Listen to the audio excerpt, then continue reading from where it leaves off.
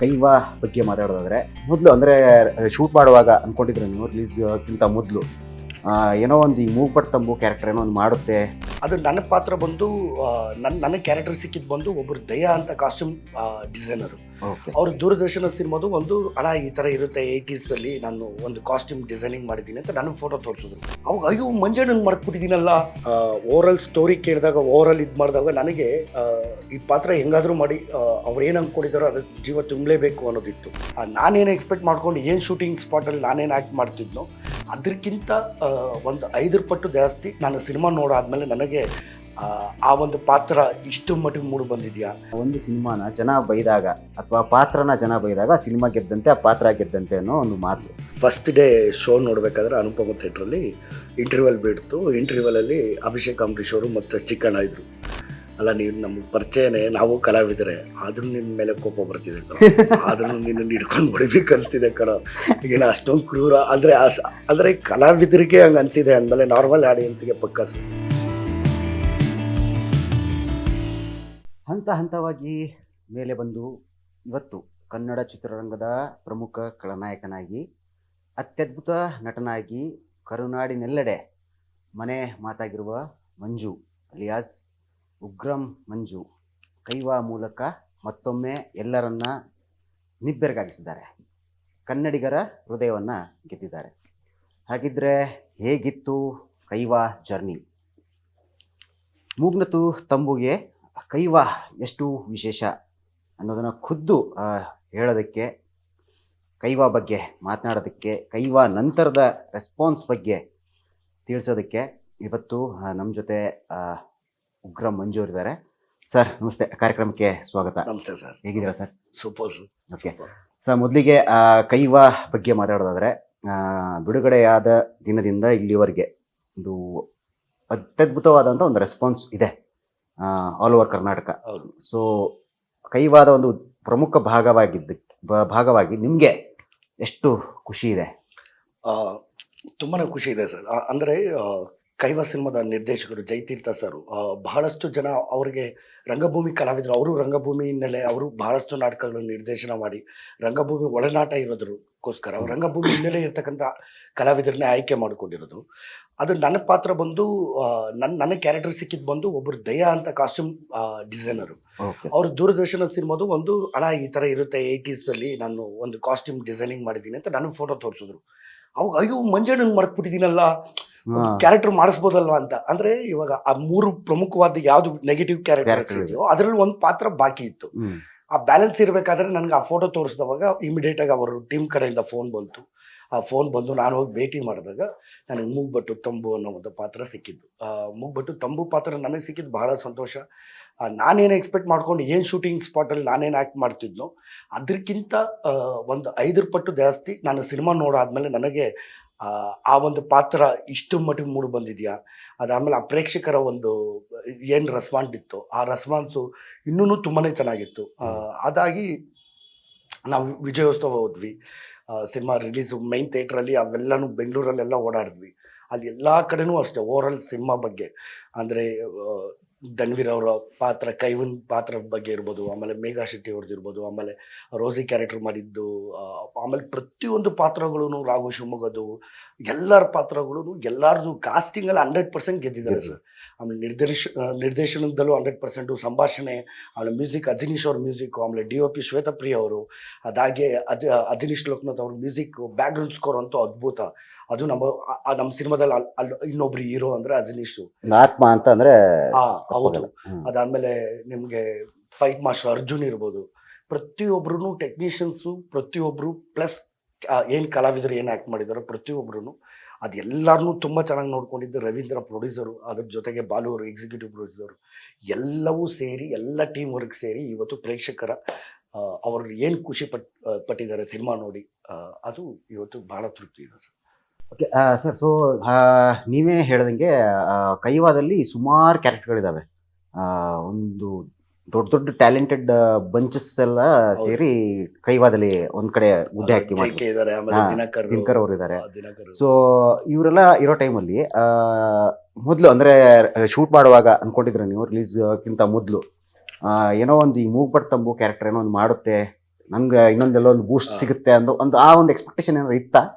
Expectation ಏನು ಅಂತಂದ್ರೆ ಒಂದು ಅಂದರೆ ಜಯತೀರ್ಥ ಸರ್ದು ಹಿಂದಿನ ಸಿನಿಮಾಗಳು ನೋಡಿದ್ರೆ ನಾವು ಬೆಲ್ಬಟಮ್ ಸಿನಿಮಾ ಇರೋದು, ಬನಾರಸ್ ಇರ್ಬೋದು, ಅದಕ್ಕಿಂತ ಮುಂಚೆ ಟೋನಿ, ಅದಕ್ಕಿಂತ ಮುಂಚೆ ಮಾಡಿದ್ದು ಆ ಸಿನಿಮಾಗಳೆಲ್ಲ ನೋಡ್ತಾ ಬಂದರೆ ಈ ಸಿನಿಮಾನು ಒಂದು ತಕ್ಕ ಮಟ್ಟಿಗೆ ನೇಮ್ ಮಾಡುತ್ತೆ ಅವ್ರು. ಯಾಕಂದ್ರೆ ಅವ್ರ ನಿರ್ದೇಶನ, ಸಂಭಾಷಣೆ, ಅವ್ರ ಚಿತ್ರಕಥೆನಲ್ಲಿ ಯಾವತ್ತೂ ಸೋತಿಲ್ಲ. ಇದಕ್ಕೆ ಹಿಂದೆ ಮಾಡ್ಕೊಂಬಂದಿರೋ ಸಿನಿಮಾಗಳು ಸೋತಿಲ್ಲ. ಆ ಒಂದು ಕಾನ್ಫಿಡೆನ್ಸ್ ಇತ್ತು. ಈ ಸಿನಿಮಾನು ಸೋಲಲ್ಲ, ಈ ಸಿನಿಮಾನು ಯಾವುದೋ ಒಂದು ಬೇರೆ ಜಾನರ್ ಇರ್ಬೋದು ಈ ಸಿನಿಮಾ, ಬಟ್ ಗೆದ್ದೇ ಗೆಲ್ಲುತ್ತೆ ಅನ್ನೋದು ಒಂದು ಎಲ್ಲೋ ಒಂದು ಕಡೆ ನನಗೆ ಹೋಪ್ಸ್ ಇದ್ದೇ ಇತ್ತು. ಬಟ್ ಇಷ್ಟು ಮಟ್ಟಿಗೆ ಗೆಲ್ಲುತ್ತೆ, ಇಷ್ಟು ಮಟ್ಟಿಗೆ ಹೆಸರು ಮಾಡುತ್ತೆ ಅನ್ನೋದೆಲ್ಲ ನನಗೆ ಗೊತ್ತಿರಲಿಲ್ಲ. ಆಮೇಲೆ ಮೂಗ್ಬಟ್ಟು ತಂಬು ಪಾತ್ರ ನನಗೇನು ಅಂತಂದ್ರೆ, ನಾನು ಒಂದು ಪ್ರಮುಖವಾದ ಒಂದು ಪಾತ್ರ ಮಾಡ್ತಿದ್ದೀನಿ ಅನ್ನೋದು ಒಂದು ತಲೆಯಲ್ಲಿತ್ತು. ಆ ಪಾತ್ರಕ್ಕೆ ಏನ್ ಬೇಕೋ, ಏನ್ ಮಾಡಬೇಕು ಅನ್ನೋದು, ಅದ್ರ ಬಗ್ಗೆ ಯೋಚನೆಗಳು ಅದೆಲ್ಲನೂ ನಿರ್ದೇಶಕರೇ ತುಂಬಿದ್ರು. ಈ ಪಾತ್ರ ಹೀಗಿರುತ್ತೆ, ಹೀಗ್ ಮಾಡುತ್ತೆ ಮೂಗ್ಬಟ್ಟು ತಂಬು ಅನ್ನೋದೆಲ್ಲ ತುಂಬಿದ್ರು. ಬಟ್ ಸ್ಪಾಟ್ಗೆ ಹೋದಾಗ ಎನಿ ಟೈಮ್ ನಾವು ಝೀರೋ ಆಗೇ ಹೋಗ್ತೀವಿ ಕಲಾವಿದರು. ಅವ್ರು ಏನು ಅಂದ್ಕೊಂಡಿದಾರೋ ಅದನ್ನು ನಾವು ಡೆಲಿವರಿ ಮಾಡಿ ಬರ್ತೀವಿ. ಬಟ್ ಇವತ್ತು ಥಿಯೇಟ್ರ್ಗಳಲ್ಲಿ ನೋಡಿದಾಗ ಮೂಗ್ಬಟ್ಟು ತಂಬು ಕ್ಯಾರೆಕ್ಟರ್ಗೆ ಅಷ್ಟು ರೆಸ್ಪಾನ್ಸ್ ಸಿಗಬೇಕಾದ್ರೆ ಅದು ನನಗೆ ಆಶ್ಚರ್ಯ. ಆಮೇಲೆ ನನಗೆ ಬಹಳಷ್ಟು ಅದು ಖುಷಿ ತಂದ್ಕೊಡೋದು. ಸೊ ಮೂಗ್ಬಟ್ಟು ತಂಬು ಕ್ಯಾರೆಕ್ಟರ್ನ ಫಸ್ಟ್ ಟೈಮ್ ನರೇಟ್ ಮಾಡಿದಾಗ ನಿಮಗೆ ಈ ಥರದ್ದೊಂದು ಕ್ಯಾರೆಕ್ಟರ್, ಈ ಥರದ್ದು ನೀವು ಮಾಡಬೇಕು ಪಾತ್ರ ಅಂತ ಜಯತೀರ್ಥ ಅವ್ರು ನಿಮ್ಗೆ ಹೇಳಿದಾಗ ನಿಮ್ಮ ಮನಸ್ಸಲ್ಲಿ ಏನಾದ್ರು ಪ್ರಶ್ನೆ ಇತ್ತಾ ಆ ಕ್ಯಾರೆಕ್ಟರ್? ಪ್ರಶ್ನೆ ಏನಿಲ್ಲ ಸರ್. ಬಹಳಷ್ಟು ದಿನಗಳಾದ್ಮೇಲೆ, ಅಂದ್ರೆ ಬಹಳಷ್ಟು ಸಿನಿಮಾಗಳಲ್ಲಿ ಪಾತ್ರಗಳೆಲ್ಲ ಸಿಗ್ತಾ ಇತ್ತು. ಓವರಾಲ್ ಸ್ಟೋರಿ ಕೇಳಿದಾಗ, ಓವರಾಲ್ ಇದು ಮಾಡಿದಾಗ ನನಗೆ ಈ ಪಾತ್ರ ಹೆಂಗಾದ್ರೂ ಮಾಡಿ ಅವ್ರು ಏನು ಅಂದ್ಕೊಂಡಿದಾರೋ ಅದಕ್ಕೆ ಜೀವ ತುಂಬಲೇಬೇಕು ಅನ್ನೋದಿತ್ತು. ಸ್ಪಾಟ್ಗೆ ಹೋಗಿ ನೋಡ್ತೀನಿ, ಈ ಕಡೆ ರಾಘು ಶಿವಮೊಗ್ಗ ಡೈರೆಕ್ಟ್ರು, ಈ ಕಡೆ ಅದಾದ್ಮೇಲೆ ಗಿರಿ ಸರ್ ಇದ್ದಾರೆ, ಅವರು ಡೈರೆಕ್ಟ್ರು, ಆಮೇಲೆ ಇನ್ನೂ ಒಂದಷ್ಟು ಜನ ಕಲಾವಿದರು, ಆಮೇಲೆ ದೊಡ್ಡ ದೊಡ್ಡ ಕಲಾವಿದರಿದ್ದಾರೆ, ಆಮೇಲೆ ಎಲ್ಲ ಥಿಯೇಟರ್ ರಂಗಭೂಮಿಯಿಂದಲೇ ಇರ್ತಕ್ಕಂಥ ನಂದ ಇದ್ದಾರೆ. ನನ್ನ ಆಮೇಲೆ ಅಲ್ಲಿ ಹೋಗ್ಬೇಕಾದ್ರೆ ಇವರೆಲ್ಲ ಒಂದ್ ಸ್ವಲ್ಪ ನನಗಿಂತ ಸೀನಿಯರ್ಸು ಇದ್ದಾರೆ. ಆಮೇಲೆ ಎಲ್ಲರೂ ಘಟಾನುಘಟಿಗಳು, ಅವ್ರ ಜೊತೆಗೆ ನಾನು ನಿಂತ್ಕೋಬೇಕಲ್ವಾ, ಆ ಪಾತ್ರ ನಿಲ್ಲಿಸ್ಬೇಕಲ್ವಾ, ಯಾವುದೇ ಕಾರಣಕ್ಕೂ ಡಮ್ಮಿ ಆಗ್ಬಾರ್ದು, ಲೈಕ್ ಈ ತರದೆಲ್ಲ ತಲೆಗೆ ಓಡ್ತಾನೆ ಇತ್ತು. ಅಲ್ಲಿ ಹೆಲ್ತಿ ಕಾಂಪಿಟೇಷನ್ ಸ್ಟಾರ್ಟ್ ಆಯ್ತು. ಪ್ರತಿಯೊಬ್ಬರಲ್ಲೂ ಆ ಸೀನ್ ಸೂಪರ್ ಆಗ್ತಿರೋದ್ರಲ್ಲಿ ಅವರು ಇಂಡಿವಿಜುವಲ್ ಪಾತ್ರಗಳು ಏನಿದೆ ಅದಕ್ಕೆ ಹೋರಾಟ ಮಾಡ್ತಾ ಹೋದ್ವಿ. ಆವಾಗ ಅಲ್ಲಿ ಚಾಲೆಂಜಿಂಗ್ ಅನಿಸ್ತು ಸ್ಪಾಟ್ ಅಲ್ಲಿ. ಬಟ್ ಅದನ್ನ ಎಲ್ಲ ಈಸಿ ಮಾಡಿದ್ದು ನಮಗೆ ನಿರ್ದೇಶಕರು. ಯಾಕಂದ್ರೆ ಎಲ್ರು ಬೆಳಗ್ಗೆ ನಾವು ಸ್ಪಾಟ್ಗೆ ಹೋಗಿ ಮೇಕಪ್ ಹಾಕೊಂಡು ರೆಡಿ ಆಗಿದ್ದು ಕೂಡಲೇ ಎಲ್ರಿಗೂ ರೌಂಡ್ ಚೇರ್ಗಳು ಹಾಕ್ಬಿಟ್ಟು ಎಲ್ರಿಗೂ ಕಾಫಿ ಟೀ ಎಲ್ಲ ತರಿಸ್ಬಿಟ್ಟು ಅವರು ಡೈರೆಕ್ಟ್ ಮಾಡೋರು. ಇದು 59 ಸೀನಲ್ಲಿ ಹಿಂಗಾಗಿದೆ, 60 ಸೀನಲ್ಲಿ ಇದಕ್ಕೆ ಮುಂಚೆ ಹಿಂಗಾಗಿತ್ತು, ಇನ್ನು ಮುಂದೆ ಹಿಂಗಾಗುತ್ತೆ, ಇವಾಗ ನಾವು ಅಟ್ ಪ್ರೆಸೆಂಟ್ ಈ ಸೀನ್ ತೆಗಿತಾ ಇದ್ದೀವಿ, ಈ ಸೀನ್ ನರೇಟ್ ಮಾಡ್ತೀನಿ ಅಂತ ನರೇಟ್ ಮಾಡೋರು. ಆಮೇಲೆ ಡೈಲಾಗ್ ನರೇಟ್ ಮಾಡೋರು. ಡೈಲಾಗ್ ಎಲ್ಲ ಹೇಳಿದಾದ್ಮೇಲೆ ಎಲ್ರಿಗೂ ಪ್ರತಿಯೊಬ್ಬರಿಗೂ ಅವ್ರವ್ರ ಡೈಲಾಗ್ಸ್ ಹೇಳಿಸೋರು. ಅವೆಲ್ಲ ಹೇಳಿದಾದ್ಮೇಲೆ ಏನಾದ್ರು ಕರೆಕ್ಷನ್ ಇದೆಯಾ ಅಂತ. ಆಮೇಲೆ ನಾವೇ ಏನಾದರೂ ಸ್ವಲ್ಪ ಏನಾದರೂ ಸೇರಿಸ್ಕೊಳಂಗಿದ್ರೆ ಅದಕ್ಕೆ ಫ್ರೀಡಮ್ ಇರೋದು. ಆಮೇಲೆ ಸ್ಪಾಟ್ಗೆ ಹೋದಾದ್ಮೇಲೆ ಆ ಪ್ರಾಪರ್ಟಿ ಮತ್ತೆ ಆ ಸೆಟ್ ಅಲ್ಲಿ ಇನ್ ಸ್ವಲ್ಪ ಇಂಪ್ರೂವೈಸೇಷನ್ಸ್ ಆಗಿರೋದು, ಮ್ಯಾನರಿಸಮು, ಇನ್ ಸ್ವಲ್ಪ ಅಲ್ಲಿ ಇಲ್ಲಿ ಡೈಲಾಗ್ಸ್, ಈ ಥರದ್ದೆಲ್ಲ ಇಂಪ್ರೂವೈಸೇಷನ್ ಆಗಿರೋದು. ಇದಕ್ಕೆಲ್ಲದಕ್ಕೂ ಫ್ರೀಡಮ್ ಕೊಟ್ಟರು. ಎಲ್ಲಿನೂ ರಿಸ್ಟ್ರಿಕ್ಷನ್ಸ್ ಮಾಡಿಲ್ಲ ನಮಗೆ ಕಲಾವಿದರಿಗೆ, ನೀವು ಹಿಂಗೆ ಮಾಡಬೇಕು, 2 ಸ್ಟೆಪ್ ಮುಂದೆ ಬರಬೇಕು, ಹೀಗೆ ಮಾಡಬೇಕು ಅಂತ ಎಲ್ಲೂ ಮಾಡಿಲ್ಲ, ಕೈ ಕಾಲು ಕಟ್ಟಾಕಿಲ್ಲ, ಆ ಥರದ್ದು ಎಲ್ಲ ಏನೂ ಮಾಡಲಿಲ್ಲ. ಅವಾಗ ಏನಾಗೋಯ್ತು, ನಮಗೆ ಇನ್ನೂ ಹಾರಾಡಕ್ಕೆ ರೆಕ್ಕೆ ಪುಕ್ಕಗಳು ಇನ್ನೂ ಹೆಚ್ಚಿಗೆ ಬಂತು. ಆ ಸ್ಪಾಟೇ ಹಂಗಿತ್ತು, ಒಬ್ರಿಗೊಬ್ರು ಕಾಲು ಹೇಳ್ಕೊಂಡು ಒಬ್ರಿಗೊಬ್ರು ರೇಗಿಸ್ತಾ ಒಬ್ರಿಗೊಬ್ರು ಆ ಕ್ಯಾರೆಕ್ಟರ್ಗಳಲ್ಲಿ ಇನ್ವಾಲ್ವ್ ಆಗ್ತಾ ಅದು ಮಾಡ್ತಾನೆ ಬಂದ್ವಲ್ಲ, ಅದು ಇನ್ನೂ ಮಜಾನ ಕೊಡ್ತು ಸರ್. ಸೊ ಕೈವಾ ಬೇಸಿಕಲಿ ಸತ್ಯಕಥೆ, ನೈಜ ಘಟನೆ ಆಧಾರಿತ ಸಿನಿಮಾ. ಸೊ ನೈಜ ಘಟನೆ ಆಧಾರಿತ ಸಿನಿಮಾ ಅಂತಂದ್ರೆ ನೀವು ಮಾಡಿದ ಪಾತ್ರ ಕೂಡ ಆ ಕಾಲದಲ್ಲಿ ಇತ್ತು. ಸೊ ಅದು ಒಂದು ಕೂಡ ಚಾಲೆಂಜಿಂಗ್, ಯಾಕಂದ್ರೆ ರಿಯಲ್ ಲೈಫ್ ಬೇಸ್ಡ್ ಸಿನಿಮಾ ಆಗಿರೋದ್ರಿಂದ ಆ ರಿಯಲ್ ಕ್ಯಾರೆಕ್ಟರ್ನ ಪರ್ಫಾರ್ಮ್ ಮಾಡೋದು, ಸೊ ಅದು ಒಂದು ಚಾಲೆಂಜಿಂಗ್ ಟಾಸ್ಕೇ ಇರುತ್ತೆ. ಸೊ ಈ ವಿಚಾರದಲ್ಲಿ ಉಗ್ರ ಮಂಜು ಅವರು ಏನಾದ್ರು ಹೋಮ್ವರ್ಕ್ ಅಥವಾ ಏನಾದ್ರು ಮಾಡ್ಕೊಂಡಿದ್ರ, ತಯಾರಿ ಮಾಡ್ಕೊಂಡಿದ್ರ ಬಾಡಿ ಲ್ಯಾಂಗ್ವೇಜ್ ಬಗ್ಗೆ ಏನಾದ್ರು ಒಂಚೂರು? ಇಲ್ಲ, ಈ ಒರಿಜಿನಲ್ ಕ್ಯಾರೆಕ್ಟರ್ಗಳು ಯಾರೂ ನಿರ್ದೇಶಕರು ಬಿಟ್ರೆ ಯಾರೂ ಅಷ್ಟೊಂದು ಮಾತಾಡಿ ಅಷ್ಟೊಂದು ಇದೆಲ್ಲ ಮಾಡಲಿಲ್ಲ. ಬಟ್ ನಿರ್ದೇಶಕರು ಹೇಳಿದ್ದೇನು ಅಂತಂದ್ರೆ, ಈ ಪಾತ್ರಗಳು ಈ ರೀತಿ ಇರುತ್ತೆ, ಈ ಹಿನ್ನೆಲೆಯಿಂದ ಬಂದಿರತಕ್ಕಂಥ ಪಾತ್ರಗಳು, ಅವ್ರ ಈ ಚಾಪಕಾಯಿದೆ, ಆಮೇಲೆ ಈ ಮೂಗ್ಬಟ್ಟು ಅಂದ್ರೆ ನಂದು ಹೆಣ್ಮಕ್ಳದು ಒಂದಷ್ಟು ಆ ಥರ ಬಿಸ್ನೆಸ್ಸು, ಈ ಥರದ್ದು ಬಿಸ್ನೆಸ್ಗಳು ಮಾಡ್ಕೊಂಡು ಬಂದಿರೋ ಕ್ಯಾರೆಕ್ಟರ್ಗಳು. ಆಮೇಲೆ ಧೈರ್ಯವಾಗಿ ಯಾರನ್ನೂ ಫೇಸ್ ಮಾಡೋಕ್ಕಾಗಲ್ಲ, ಇಂಡೈರೆಕ್ಟ್ಗೆ ಫೇಸ್ ಮಾಡೋಂಥ ಪಾತ್ರಗಳಾಗಿರುತ್ತೆ ಇವರು. ಅಂದ್ರೆ ಹೇಳ್ಕೊಳಕ್ಕೆ, ನೋಡೋದಕ್ಕೆ ಒಳ್ಳೆ ದೊಡ್ಡ ರೌಡಿಗಳು, ದುಡ್ಡು ಸಂಪಾದನೆ ಮಾಡೋಕ್ಕೆ ಇಂಡೈರೆಕ್ಟ್ ಆಗಿ ಹಲವಾರು ದಾರಿಗಳು ಹಿಡಿದಿರ್ತಾರೆ. ಬಟ್ ಡೈರೆಕ್ಟ್ ಆಗಿ ದೊಡ್ಡವ್ರನ್ನ ಯಾರನ್ನೂ ಫೇಸ್ ಮಾಡೋದು ಆ ಥರದ್ದೆಲ್ಲ ಆ ಥರ ಕ್ಯಾರೆಕ್ಟರ್ಗಳೆಲ್ಲ ಇವರು. ಅವೆಲ್ಲವೂ ಕೂಲಂಕುಷವಾಗಿ ನಮಗೆ ಹೇಳಿದ್ರು, ಅಂದ್ರೆ ಈ ಪಾತ್ರ ಹೀಗಿರುತ್ತೆ ಅಂತೆಲ್ಲ.